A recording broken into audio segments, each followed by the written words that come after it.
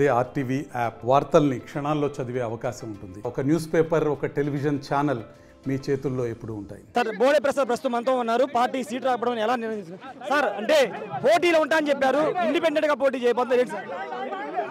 పోటీ చేస్తున్నాం. చంద్రబాబు నాయుడు గారి ఆశీస్సులు చివరి వరకు ఉంటాయని భావిస్తా ఉన్నా. ఇప్పటికీ కూడా నాకు నమ్మకం కోల్పోలా. ఇప్పటికైనా కార్యకర్తల మనోభావాలు గుర్తించి మళ్ళీ స్థానం కల్పిస్తారని నేను అనుకుంటా ఉన్నా. అంటే ఐవీఆర్ఎస్ సర్వేలో మీకు అనుకూలంగా వచ్చినప్పుడు ఎందుకు మీకు వ్యతిరేకంగా నిర్ణయం తీసుకున్నారు? అది పార్టీ చెప్పాలి. అది నేను ఎలా చెప్తాను? అది ఐవీఆర్ఎస్లో 100కు 100% నాకే సపోర్ట్ వచ్చింది, 86% వచ్చింది. ఇది పార్టీ కార్యాలయం సమాచారం. అంటే ఏంటి సార్, కార్యకర్తలందరూ మిమ్మల్ని ఎమ్మెల్యేగా చూడాలనుకుంటున్నారు. మీరు 5 ఏళ్లుగా నియోజకవర్గంలో పనిచేశారు, ఎందుకు కావాలని ఎవరైనా అడ్డుకున్నారా మీ సీటు రాకుండా? అది నాకెలా తెలుస్తుంది? నేను ఈ క్షణం వరకు నాకే వస్తుంది అనుకున్నాను, అది రాలేదు. ఎలా కుట్రలా లేకపోతే ఏంటి అనేది నాకు తెలియదు కదా. అది ఏంటి సార్ అండి, ఈ నిర్ణయం ఎప్పుడు ప్రకటించే అవకాశం ఉంది? పార్టీలో కొనసాగుతా అంటున్నారు, పార్టీలో ఉండే పోరాటం చేస్తానని చెప్తున్నారు. నేను పార్టీకి రాజీనామా చేయను. ఒకవేళ పార్టీ నన్ను సస్పెండ్ చేసినా నేను పార్టీ చంద్రబాబు నాయుడు గారు బొమ్మ పెట్టుకుని ప్రజల్లోకి వెళ్తా.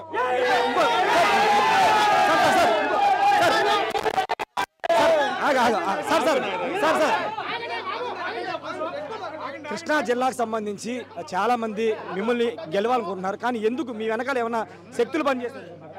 ఉండొచ్చు. ఇప్పుడు 100 మంది నాకు అనుకూలంగా ఉండకపోవచ్చు. ఒకళ్ళిద్దరూ ఏదైనా తప్పుడు సమాచారం ఇచ్చి ఉండొచ్చు. దానికి నేను ఎలా చెప్తాను? నేను పార్టీ ఇంటెలిజెన్స్ ఉండాలి, పార్టీ సమాచారం సేకరించుకోవాలి, రీజన్ చెప్పాలి. బోడే ప్రసాద్కి ఎందుకు సీటు ఇవ్వట్లేదు అనేది బోడే ప్రసాద్కి పార్టీ సమాధానం చెప్పాలి. సార్ సీటు లేదని మీకు చంద్రబాబు చెప్పదా? మీరు కలిసారు ఒకసారి చంద్రబాబుని, ఏమైనా సీటు ప్రకటించారు? నేను ఈ క్షణం వరకు, ఇందాక మధ్యాహ్నం వరకు కూడా నాకు సీటు లేదనే విషయం తెలియదు. ఇప్పుడు ఫోన్ చేసి సీటు మీకు అకామిడేట్ చేయలేకపోతున్నాం అని చెప్పారు. అంటే సంప్రదించే ప్రయత్నం కూడా చేయలేదు మిమ్మల్ని?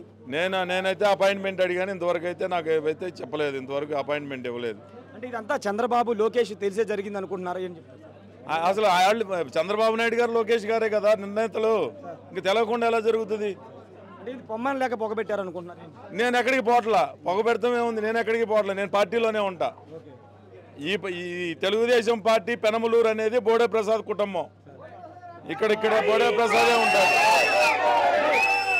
నేను కూడా చెప్తున్నా,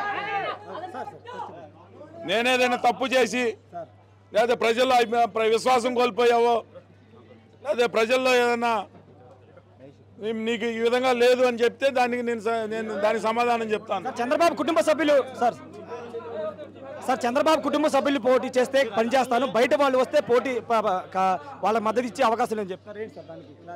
నేను ఇప్పటికీ చెప్తున్నా, చంద్రబాబు నాయుడు గారి కుటుంబం నుంచి ఎవరిని పెట్టిన నెత్తి మీద పెట్టుకుని మోసి గెలిపిస్తాం, వాళ్ళకి మోసి గెలిపిస్తాం. బయటి వ్యక్తిని తీసుకొస్తే నా కుటుంబంతో సహా రోడ్డు మీదే ఉండి రోడ్డు మీదే ప్రచారం చేస్తా. ఇండిపెండెంట్గా కాదు, తెలుగుదేశం పార్టీ బి బోడే ప్రసాద్గా నేను పోటీ చేస్తాను, గెలుస్తాను.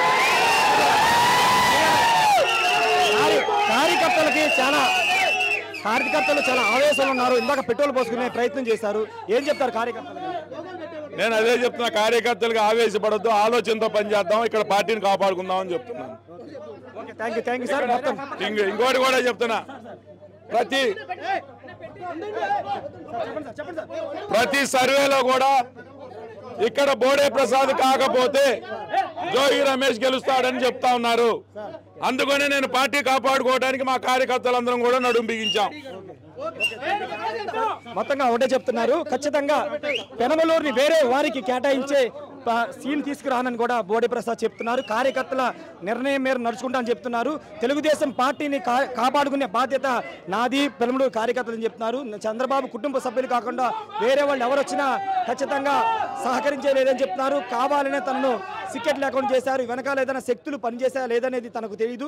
చంద్రబాబు నాయుడు లోకేష్కు తెలిసే సీటు తనకి కేటాయించలేదని చెప్తున్నారు. చంద్రబాబు కానీ లోకేష్ కానీ తనతో మాట్లాడే ప్రయత్నం కూడా చేయలేదని బోడే ప్రసాద్ చెప్తున్నారు. ఏదైనప్పటికీ ఉమ్మడి కృష్ణా జిల్లాలో బోడే ప్రసాద్ ఇప్పుడు సీటు రాకపోవడం పెద్ద సంచలనంగా మారింది. కార్యకర్తలు ఆత్మహత్య చేసుకునే ప్రయత్నాలు కూడా చేసే నేపథ్యంలో ఇప్పుడు అధిష్టానం బోడే ప్రసాద్ పిలిచి మాట్లాడుతుందా, లేకపోతే పెనమలూరు సీటుకు సంబంధించి ఇంకా అనౌన్స్మెంట్ జరగలేదు కాబట్టి ఎలా నిర్ణయం తీసుకుంటుందో చూడాల్సిన అవసరం కనబడుతుంది. Camera person ప్రసాద్తో Rayesh TV Penamaluru నుండి.